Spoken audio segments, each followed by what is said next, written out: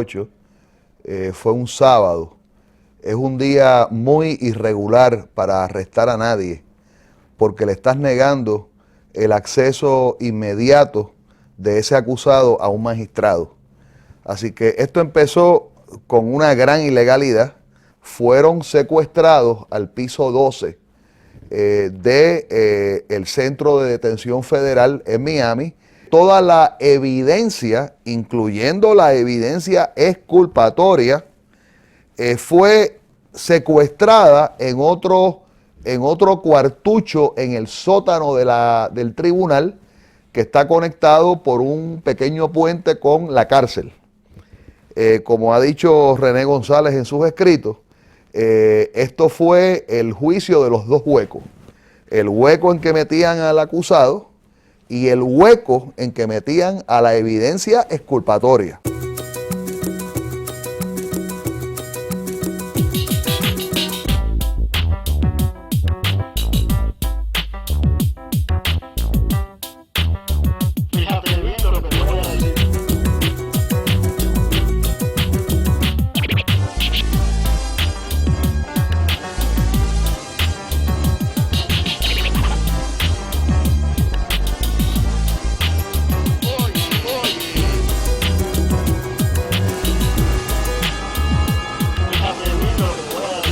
The Cuban community in the United States, largely settled in Miami-Dade County, has made a strong impact on this region's culture.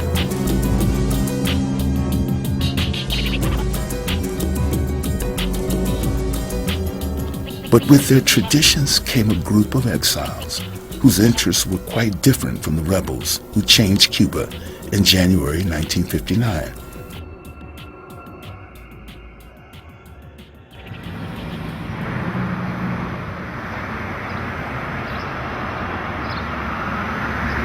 Aquí nosotros salimos de Cuba para estar en un país de libertad como su madre lo... In 2000, while the hysteria in Miami against returning Elian Gonzalez to Cuba was at its height, the trial of the Cuban Five was just beginning.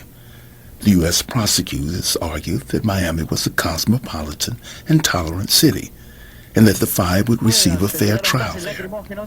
Este es un triunfo para Juan Miguel González, pero ni él ni su hijo pueden todavía abandonar los Estados Unidos. ¡Que no ve Cuba ni en fotografía va a ver a Cuba más nunca en su vida! Radio Miami is unique in southern Florida.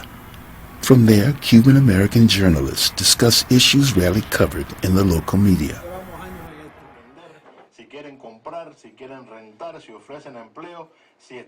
Muy buenos días, les habla Max Lesnick, director de Radio Miami, para como todos nosotros que tuvimos una revista que fue asesinada por los terroristas. Esa revista dejó de salir porque amenazaban a los comerciantes que la vendían, amenazaban a los anunciantes que se anunciaban en ella. Adelante, la próxima llamada. Buenos días, dígame. Aló, ¿tiene usted la palabra? Dígame. Sí, mira, ¿para qué dejan a su familia en Cuba? ¿Para ahora llorar como unas prostitutas? Bueno, también quizás usted esté llorando. The hostility of the right-wing Cuban community sometimes turns to violence against those with a different point of view. Bueno, mira, yo quisiera hacerte una pregunta.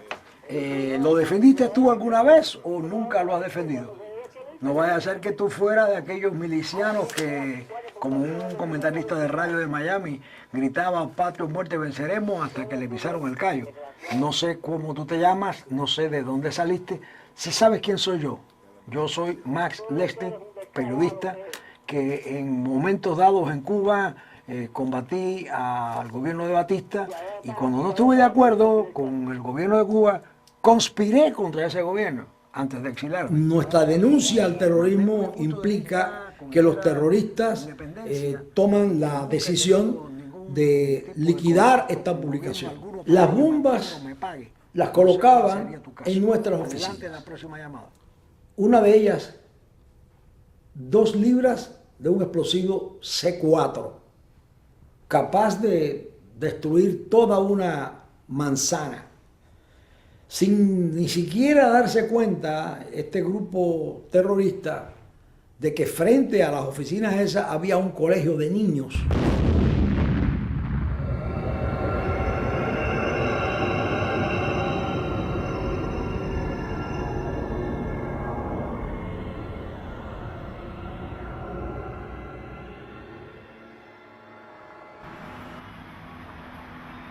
At Florida International University, jury selection expert Gary Moran was contacted by defense attorney William Norris to conduct a survey for the trial.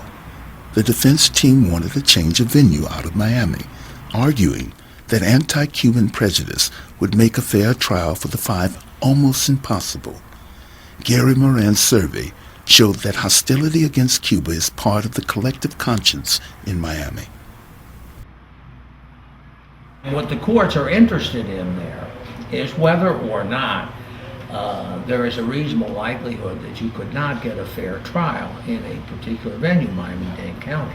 The issue for these Cuban five people was not so much the pretrial publicity, there was plenty, but it was that this community, 50% of people who serve on juries in Dade County are Hispanic, and 80% of them are Cuban Americans. Now, there have been prior surveys in the 80s, also in the 90s, in 1997. All of them show exactly the same thing, and that is that anyone who is represented to be an agent of the Castro government simply doesn't get a fair trial, right?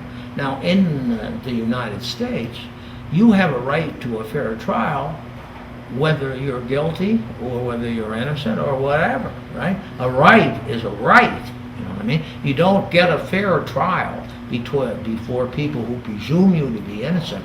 That survey showed the Cuban American population in Dade County continues to be very highly sensitized to the issue of Cuba, and a good illustration of it is that more than half of them would endorse having the American Army go down there and Navy go down there and take it over.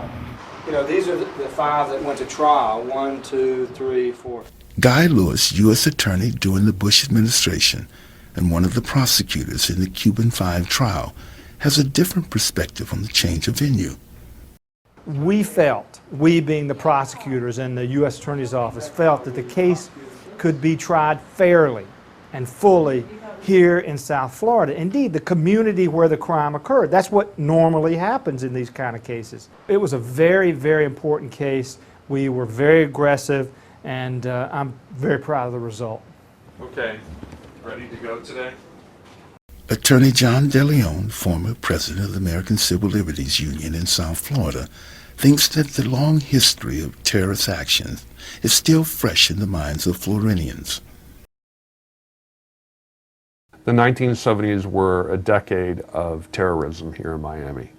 People were being killed, people were being bombed, people were being maimed by the actions of members of the Cuban exile community. I mean, these are my people, and it saddens me to say that, but that's the reality of the situation. By the time I became president of the ICAIC, I think it was a pretty interesting and dramatic time. During the time I was president, we challenged the Miami-Dade County Cuba Ordinance, which prevented Cuban artists from performing in county venues, public venues. As it turned out, ironically, not one Cuban American served on the jury, and indeed every single one of those jurors found individually and collectively that the government had proven its case beyond a reasonable doubt, and they did indeed convict all of these defendants of all the crimes with which they had been charged. And in fact, the prosecutor repeatedly made that point to the jury. He made it clear to them that if Fernando wins, or if any of the other four win, Cuba wins. That's the impression that the government continually gave to the jury. And so the government wanted to put the jurors in the position of knowing that if they did reach a verdict of not guilty, they would be seen as having voluntarily taken up the cause of Cuba in Miami. People have not taken the sort of right-wing view on things. There was a price to be paid by those people. I mean, there are many people who have suffered, who have lost their careers as a result of positions that they've taken.